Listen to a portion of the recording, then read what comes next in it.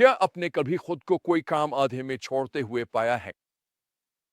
शायद आपने एक डाइट शुरू की और केक के एक टुकड़े की मुज़ाहमत ना कर सके, कोई मंसूबा शुरू किया लेकिन उसे अधूरा छोड़ दिया। आज हम इसराइल की तारीख के एक अहम लम्हे पर गौर करेंगे जो हमें खुदा की जज़्वी फरमाबरदारी के खतरनाक नताइज दिखाता है। हमारा हवाला क़ज़ा 1 से 3 6 तक है और ये एक चौंका देने वाली हकीकत को ज़ाहिर करता है। जज़्वी फरमाबरदारी अक्सर औकात ले जाती है मुकम्मल नाकामी की तरफ। आज का हमारा बुनियादी पैगाम यह है कि खुदा हमसे मुकम्मल फरमाबरदारी का तकाजा करता है और उससे कम कुछ भी रूहानी शिकस्त का सबब बन सकता है।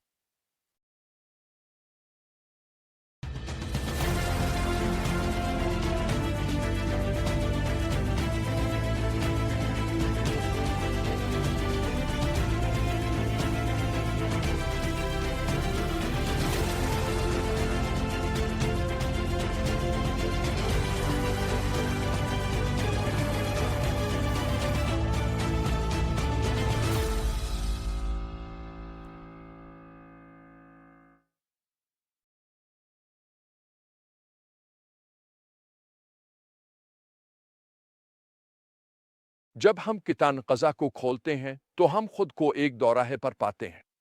ओशे वफ़ात पा चुके हैं और एक नई नस्ल को कनान की फ़तह मुकम्मल करने की जिम्मेदारी सौंपी गई है। इब्तिदा में हालात उम्मीद अफ़ज़ा नज़र आते हैं।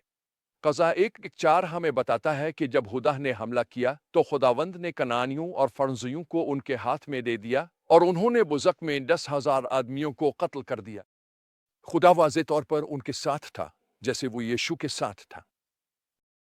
लेकिन जैसे जैसे हम आगे बढ़ते हैं एक परेशान को नमूना उभरता दिखाई देता है। बार बार हम ऐसे जुमले पढ़ते हैं जैसे मुंसी ने बैतशान के लोगों को नहीं निकाला, क़ज़ा 1:27। अफ़राइम ने जीज़र में रहने वाले कनानियों को नहीं निकाला, क़ज़ा 1:29। और ना ही ज़बूलवन ने कतरों में रहने वाले कनानियों को निकाला, क़ज़ा 1:30। बनी इसराइल जुज़वी फरमाबरदारी पर इक्तफ़ा कर रहे थे और कनान सकाफ़त के कुछ अनासिर को अपने दरमियान बाकी रहने दे रहे थे।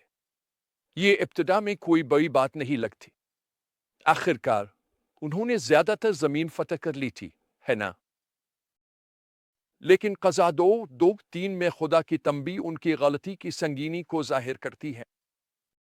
तुमने मेरी नाफरमानी की है। तुमने ऐसा क्यों किया? और मैंने भी कहा था कि मैं उन्हें तुम्हारे सामने से नहीं निकालूंगा।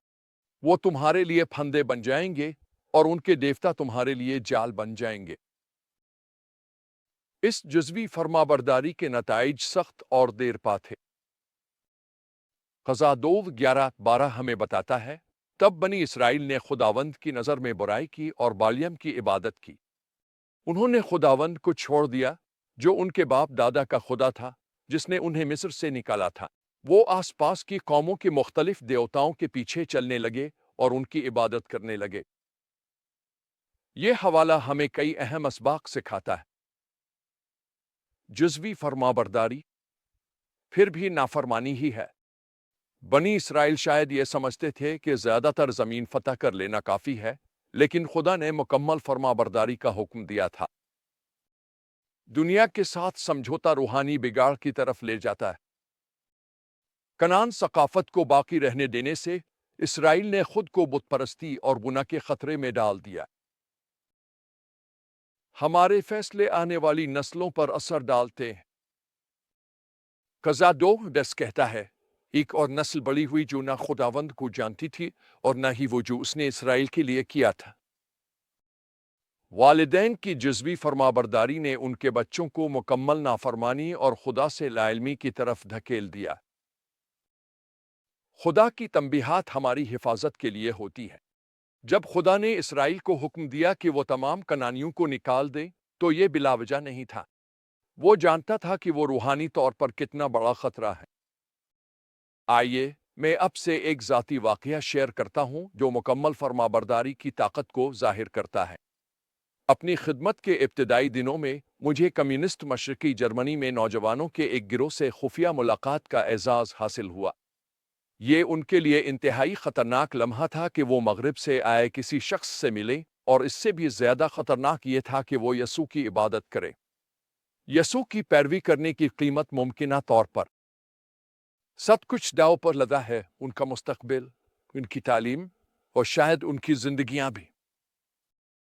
जब हमने मिलकर खुदा के कलाम का मुताला किया तो एक लड़की ने एक सादा मगर गहरी दुआ की, मैं आपकी पैरवी करूंगी चाहे इसकी कोई भी कीमत हो।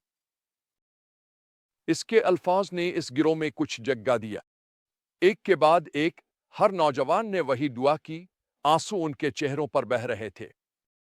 मैं आपकी पैरवी करूंगा चाहे इसकी कोई भी कीमत हो। ये नौजवान अच्छी तरह समझते थे कि यसू की मुकम्मल पैरवी करने का क्या मतलब है। वो जुज़वी फरमाबरदारी या आरामदेह ईमान पर इक्तिफा नहीं कर रहे थे। वो पूरी तरह से इस राह पर थे, चाहे नताइज कुछ भी हों। उनकी वाबस्तगी बनी इसराइल के बरक्स थी, जिन्होंने क़ज़ा के दौर में आसान रास्ता चुनकर जुज़वी फरमाबरदारी को तरजीह दी। तो इसका क्या मतलब है आपके लिए और मेरे लिए? अपनी जिंदगी का जायजा लेके कहाँ आप जुज़वी फरमाबरदारी कर रहे हैं? क्या आप अपनी जिंदगी में कनानियों को रहने दे रहे हैं? मैं इन आदात, रवैयों, असमझौतों की बात कर रहा हूं जिन्हें खुदा ने आपको खत्म करने के लिए कहा है। समझौते के तवील मुद्दती नताइज को पहचानें। जो आज एक छोटा सा समझौता लगता है, वो आगे जाकर एक बड़ी रूहानी मुश्किल बन सकता है। मुकम्मल फरमाबरदारी का अहद करें, चाहे ये मुश्किल ही क्यों ना हो। जैसे वो नौजवान जर्मन ईमानदार, हमें हर कीमत पर खुदा की पैरवी के लिए तैयार रहना चाहिए। अपने असर और रसूख का ख्याल रखें, खास तौर पर अगली नस्ल पर। आपकी फरमाबरदारी या नाफरमानी सिर्फ आपको मुतासिर नहीं करती, बल्कि आपके आसपास के तमाम लोगों पर असर डालती है। यकीन रखें कि खुदा के अहकाम आपकी हिफाजत और बरकत के लिए हैं। जब खुदा हमें फरमाबरदारी के लिए बुलाता है तो यह हमें महदूद करने के लिए नहीं, बल्कि हमें नुकसान से बचाने और हकीकी तकमील की तरफ ले जाने के लिए होता है। जैसे जैसे हम इख्तिताम की तरफ बढ़ रहे हैं, मैं आपको एक चैलेंज देना चाहता हूं। आप अपनी जिंदगी में कहाँ जुज़वी फरमाबरदारी पर इक्तिफा कर रहे हैं? अगर आप इस पहलू को मुकम्मल तौर पर खुदा के सुपुर्द कर दें तो वो कैसा नजर आएगा? याद रखें, खुदावंद यसू के लिए आधी अधूरी सुपुर्दगी नामुमकिन है। उन्होंने फरमाया कि हम दो मालिकों की खिदमत नहीं कर सकते। हमें चाहिए मुंतखब करे। खुशखबरी यह है कि मुकम्मल फरमाबरदारी का इंतखाब करने में कभी देर नहीं होती। जब इसराइल नाकाम हुआ, तब भी खुदा ने अपनी रहमत में उनके लिए क़ज़ा को खड़ा किया ताकि वो उन्हें वापस अपनी तरफ ले आएं। आज भी वो हमें वही फजल अता करता है। क्या अब भी इन नौजवान जर्मन ईमानदारों की तरह खुदा की पैरवी का अहद करेंगे, चाहे इसकी कोई भी कीमत हो? मुकम्मल फरमाबरदारी का रास्ता मुश्किल हो सकता है, लेकिन ये जिंदगी की तरफ ले जाता है। बरकत और मसीह में हकीकी आज़ादी।